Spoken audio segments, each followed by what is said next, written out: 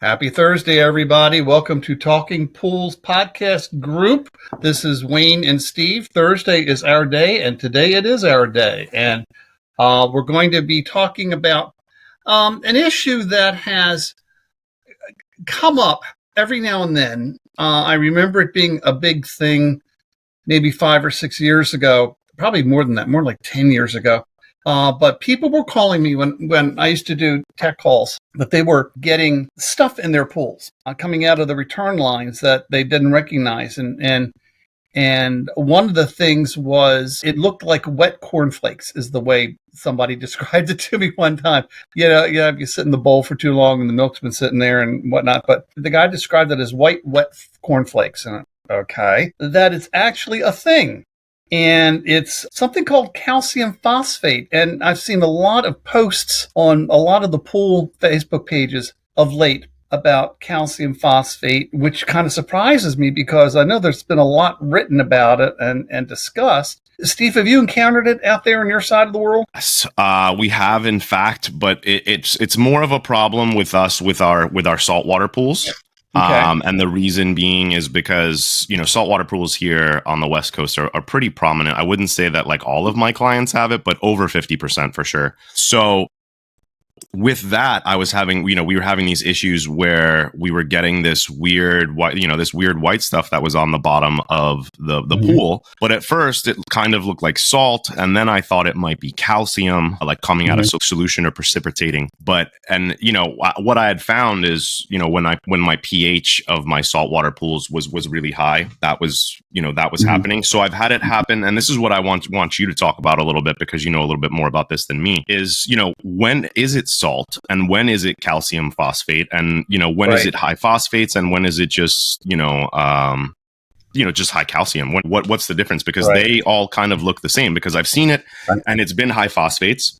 I've seen it and it's been high calcium, and then I've also seen it and it's just been high salt, with high pH. Like my guy, instead of putting in 30 pounds, he put in the whole 50-pound bag or whatnot, a smaller pool.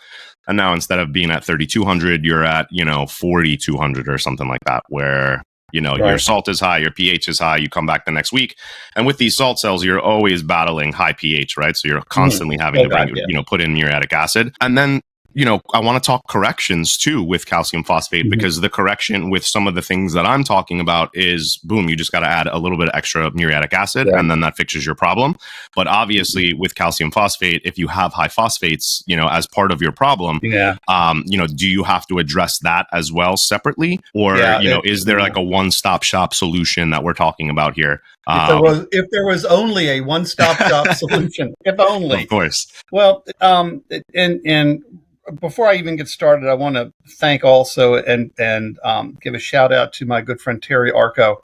Steve, I don't know if you've ever met Terry. You probably have. I do. Yep. He was based up in Seattle. I think he's still there. But Terry actually wrote a really good article for Pool and Spa News, actually 10 years ago, just by a month, about calcium phosphate, because that's when it started to become a thing back then, kind of around the time where phosphates had become a thing and were still continuing to be a thing too. But let's talk about it. Let's break it down. So first of all, this is not going to turn into a discussion on phosphates, but it is.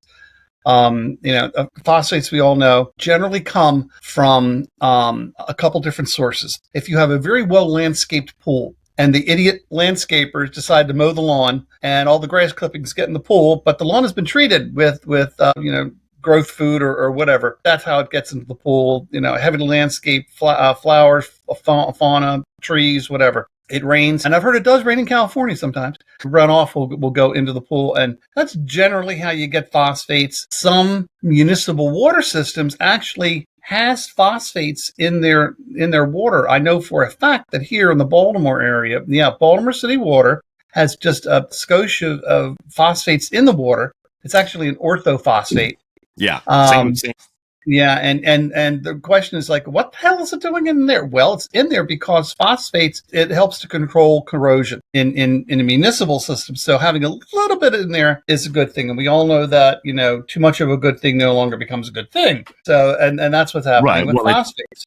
Right. So it's for us that the phosphates here aren't a little bit. It winds up that I've seen it coming out of the tap at like 5,700, 7,500. Wow. So much so where I called the EPA and I called the township and I was like, what, in that specific city, I think it was Silver Lake that we were in. And I was like, hey, like what's going on? I was like, I went from, testing this guy's outside tap water to testing he was like, come in my house now. And then now we're in the kitchen testing the kitchen tap. Then we're testing his, water from the fridge that was also filtered, all of it, 7,500 coming out of the tap. So what was happening is parts per billion. Parts per billion. I think it's per billion. Okay, I think it's in parts per billion, right? But I've heard people say it in parts per million and in parts per billion. But it was really, really high. And I know that for us, the EPA says that it's supposed to be coming out less than 200 out of the tap. But and just to add on to what you were saying, the reason why they said that it was so high is because, hey, they were like, we just treated the water last week. It should subside after a week or two. But basically they said they use this stuff called zinc oxodium is what they called it, which is basically baby butt cream, right? The same thing as like Desitin, that white stuff. Yeah, but it's just like in a liquid form, right? So they put it in the water and then it coats the inside of the pipes. So there's no copper or lead because we have such old pipes here, right? That's supplying the water. But one of the biggest byproducts of it is the phosphorus, and the high phosphates in the water. So that's why my guys are doing a phosphate treatment and now we drain, we vacuum the waste and then we add in fresh water. And guess what? The phosphates were like through the roof again. And after like the second treatment, I was like, all right, let's pull a whole hard stop here. I'm like, check the tap water. I'm like, something's wrong, And sure enough, it was definitely the tap water. But when it's the tap water, what can you really do, The mobile WaterLink Spin Touch allows pool and spa professionals the ability to test water in the field. A patented WaterLink Spin reagent disc is used with the innovative photometer to measure 10 different tests in just 60 seconds. That's right, just 60 seconds, and you'll have results displayed simultaneously on the photometer's touchscreen. That's not all. You also have the ability to send the data through Bluetooth into a smartphone or a tablet device. The photometer can measure free chlorine, bromine, total chlorine, combined chlorine, pH, alkalinity, hardness, cyanuric acid, copper, iron, phosphate, borate, biguanide shock, and salt. The water analysis can be proactive since they are able to measure all of these important tests and recommend correct procedures to fix their water chemistry issues when using our WaterLink Solutions Pro software program. It allows pool and spa analysts the best way to achieve precise results. So simple, anyone can use it. This is the most advanced system for precise use of wet chemistry methods ever produced. Pool and spa analysts can achieve precision without time-consuming tests or cleanup procedures. This groundbreaking analysis system is so simple, no vials to fill, no prep time, no guessing. To learn more about this innovative lab, visit www.waterlinkspintouch.com. Again, www.waterlinkspintouch.com. My guys are doing a phosphate treatment and now we drain, we vacuum the waste and then we add in fresh water. And guess what? The phosphates were like through the roof again. And after like the second treatment, I was like, all right, let's pull a whole hard stop here. I'm like, check the tap water. I'm like, something's wrong, And sure enough, it was definitely the tap water. But when it's the tap water, what can you really do? I've stopped using with phosphate treatments. I've stopped doing the vacuum to waste. I use, I think they're called like nano tabs or something like that. They're in a tablet form. And now I actually stopped putting them. Well, you're supposed to put them in the skimmer, but then they wind up putting off this like weird substance into the water. And you get a call from the client and they're like, what the hell is this on the, on the surface here? So what I've done is now, the skimmer socks, they're called. I just put like 3 of them in a skimmer sock and then I tie the skimmer sock off and I put it into the skimmer. And that's the same way that like we'll add, cyanuric acid to the pool, to like a commercial pool that's on or something like that. Just because I've had guys where they're like, boss, I've been here for 45 minutes and I've been trying to get 6 pounds of cyanuric acid into this pool. And, it's not dissolving. Like, there's no dissolvement at all, and I'm like, all right, so we needed to figure out a way. And I never like to add stuff to the, to the skimmer if I can help it. But again, if it's just now, you can come back and get an empty bag next time. You know what I mean? You leave it on for a couple days. But back to phosphates, right? So how are you going to get rid of calcium phosphate, right. In your pool, right? So what's it doing? Right. It's not only coating the inside of your pipes and stuff, right? It's also going to coat up your salt cell, and then it's also going to be this like you said, this crusty white substance that's going to be on the bottom of your pool and spa, right? So how do we get rid of it? Well, generally speaking, when the whole issue started coming about, experts in the industry, chemistry experts, chemical experts, were saying that you should really remove phosphates if it exceeds 125 parts per billion, which is, I know, a low number. And I think it was intentionally a low number back then because they really didn't understand the significance of higher numbers, or that the fact that it could be a much higher number, like you just mentioned, pretty consistently. So generally speaking, the 125 parts per billion is when you should at least be aware of it. Now, just because you have phosphates in the water doesn't mean it's not necessarily a horrible, bad, evil thing. No, it might do a little bit to the chlorine. There might be some algae growth, but that's a whole different issue. What we're talking about here is calcium phosphate. And what happens, from what I understand and from what Terry has told me over the years, is that you have to have a perfect storm in your pool. And a perfect storm, it consists of warmer than normal water temperatures. And what is that? Probably exceeding 85-ish degrees, maybe a little bit 84, that kind of thing. So summertime is in most places. Summertime, exactly right. So the water has to be on the warmer side. That's number one. Number two is that you have to have phosphates in the water of a measurable amount, anywhere over 125 parts per billion. Now, I know that's a small number, but it is what it is. The third thing involved is that your calcium hardness reading has to be high. What is high? High can be anything generally over 500 parts per million. And what happens? It's an ionic attraction, a chemical magnet, basically, that attracts the phosphate, the PO4 chemical.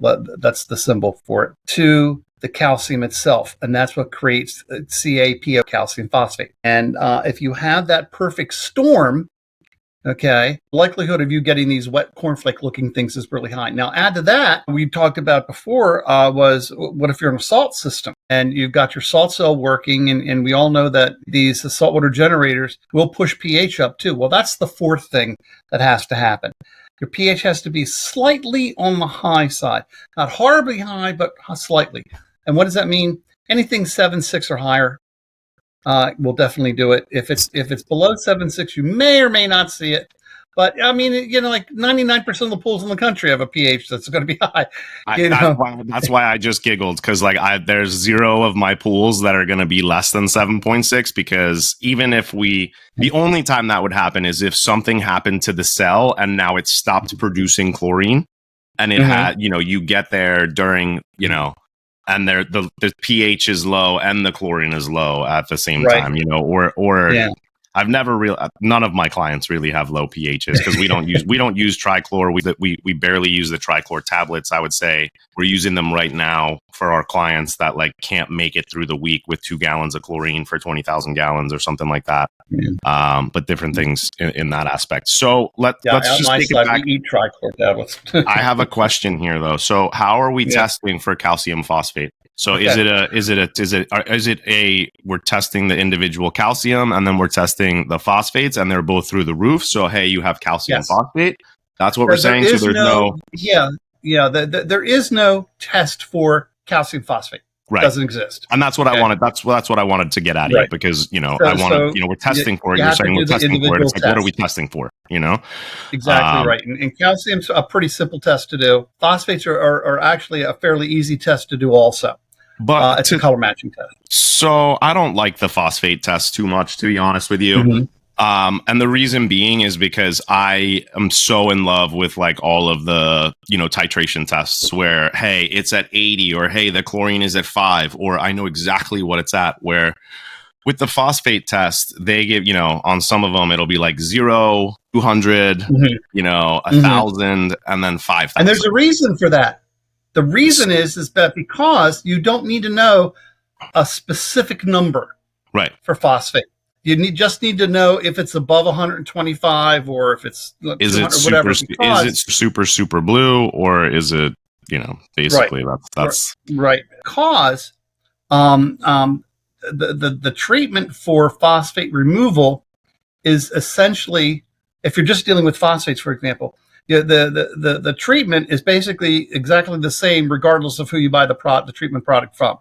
It's all a chemical called lanthanum chloride, and I've seen it in powder form, but 99% of the time it's in liquid, and I don't care who sells it. It's all the same thing. One might be a little bit stronger than the other, but basically you just pour it in the water, and usually within a turnover, the phosphates are removed. Now, that eliminates the phosphates that are there. That doesn't eliminate all the incoming stuff. Removed how, though? So it's going to this gray sludge that then now falls down to the bottom, and you're putting it in recirculate, or are you using the filter and it's going through the filter? Because there's multiple different ones out there. Yeah, it's the latter. It goes through the filter. Basically, it solubilizes the phosphate so that it doesn't show up in the water per se, but that as it flows through the filter catches it. That's why a lot of times, particularly on cartridge filters, after you've done this treatment, you pull out the filter and it looks like curdled milk. That's the best way to describe it. Or bad cottage cheese. I've heard somebody say that too. And the reason that I was asking is because a lot of phosphate treatments, and this is why I stopped using them, is they want you to pour it into the pool. And then they want you to put the multi-port in recirculate because they don't want it going through the filter. So now you have to keep the pool on for 6 to 12 hours or whatever it is. Then you turn it off for 12 hours. Now it turns into this gray sludge. And it's the same thing when you're removing metals from the water, right? It's just like a 2-3 day process where now you're going to vacuum to waste. So like I said, for me, removing phosphates, I got away from those treatments very quickly because now I was now I'm paying my technician 2-3 times to go back to go vacuum this pool to waste, and then you vacuum to waste. And then it's the next day, the client's like, hey, there's more gray stuff on the bottom, and it's just like, holy shit. Like this is, and it's not just on the bottom too. I have seen some photos online where it's been so bad that it basically, the residue, whatever you want to call it, looks like concrete and it's hard like that. And sometimes you have to chisel it off. It's so bad. And it comes out to be this really gray color, almost like the color of your shirt, just about. With the chlorine stains on it or not? Yeah, with the chlorine stains on it. Yeah. But yeah, and I've read the stories where people literally have had to chisel it off in order to physically remove it. But in reality, that there's actually, as far as eliminating the calcium phosphate, is a multi-step process. First of all, you got to lower your pH somehow. Okay, whether it's an acid feed or you're in there pouring in acid, doesn't matter. Lower the pH. Number one. Number two is lower your calcium hardness level. Quote in parentheses, if you can. Okay, end parentheses. And we all know lowering calcium hardness is only by dilution and adding water of a lesser amount. Right, usually. But if you're up at 600, then I don't know too many places where it's coming out of the tap at 600. Here we have pretty hard water, and it comes out at like 175 or 250 some places. Yeah. Wait, Baltimore, it's about 40 to 60. Okay? Yeah, sure. No, in New Jersey, it's the same thing. And Phoenix, Arizona, and a lot of the parts of the Southwest, it can be anywhere from 1,000 parts per million on up. Yeah, so. You got to kind of work with what you got. Okay. So, and for you guys out there that do live in a place in an area where it's coming out at 1,000 parts per million, Home Depot or any big box store or the Amazon even, you can buy these calcium grabbers. Basically, they look like these long tubes. And when you fill up the pool with fresh water, it goes through it. It obviously goes a lot slower because it's a filter, but it does help take out some of those, some of that calcium. And that goes also for you guys out there that have well water, and you might have like high iron or whatever. Right. And then always, I tell everybody, anytime you're like filling a good amount of water into the pool, even if you don't have one of those, I would take like a pair of socks, like an old pair of white socks that don't have any holes in it, and at least put it over the garden hose, zip tie the garden hose. And you're going to see that after you fill this pool up, like you're going to have a garden hose with yellow, like an orangish, brownish sock at the end, because it's going to grab all the, higher compound metals that are in, they're still microscopic, but the sock will actually help catch it. So whenever we do startups or anytime we drain a pool and fill it, we're always using the sock method at the very least. And another way to do it too is reverse osmosis. Will help, but not everybody can afford an RO system. It's not something. People say that all the time, and then I tell you, I laugh because they have this truck and they charge a total arm and a leg. And at that point, it's like, why don't you just use the I'm not a fan of reverse osmosis. It's just like if you're going to pay that much money, it's like the water coming out of the garden hose is almost free. Exactly. At that point, so it's like you can't. So you've got lower the pH, lower the hardness. If you can, remove the phosphates by whatever process you prefer to use, and then and again, with the water temperature, you may not necessarily have any control over that. But lowering the temperature of the water will help. Steps are a solution in and of itself. You have to do a combination of things in order to remove or eliminate the calcium phosphate from reoccurring. And now at the end of the season for most of us in the country, we're seeing a lot of that because the warmer water temperatures have been around. The sun beats down the pool water, whatever, warms it up. Pools have been treated to death over the summer. A lot of chemicals in there, very little water, but a lot of chemicals in there. So you got to be very, very careful. And especially on commercial accounts, health officials kind of freak out when they see calcium phosphate scale because they don't know what it is. And they don't know what it is. They'll shut the pool down and figure out or get somebody to figure out exactly what it is. And in a way, I don't blame them, but it is what it is. But it is a thing, and it doesn't happen everywhere. It's not something that occurs, in all different parts of the country, just certain areas where there's, a lot of landscaping. You see it a lot also in rural areas where, say, the water source is a well, and it comes from heavily fertilized land, from agriculture. Run off into the water. And Exactly right.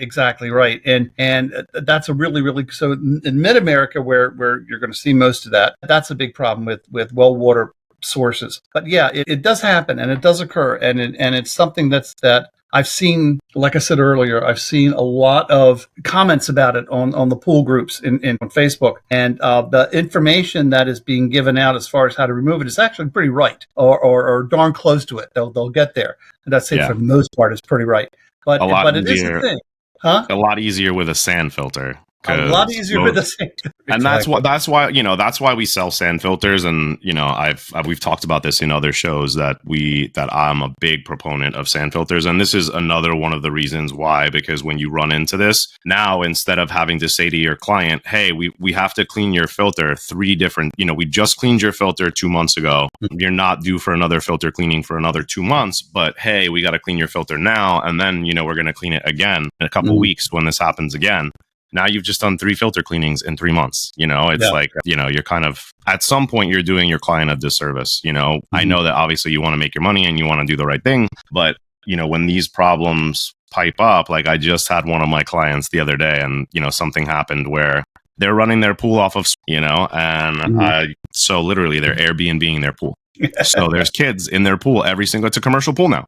It's not some family backyard pool. It's a commercial pool. So we had just cleaned the guy's filter 3 weeks ago. And he kept saying like, hey, I keep getting an error on my phone. And it keeps saying, I was like, it says low. And I was like, okay, well, low flow always means that the filter is clogged up or, the filter's dirty. But I was like, that doesn't make sense because I just looked in your account and we just did your filter cleaning less than 3 weeks ago. So we took your cartridges out, we cleaned them off. I looked at the cartridges, they looked okay. None of the bands were broken, none of that stuff. So I was like, all right. So I said to my service manager, I was like, go out there and check it out.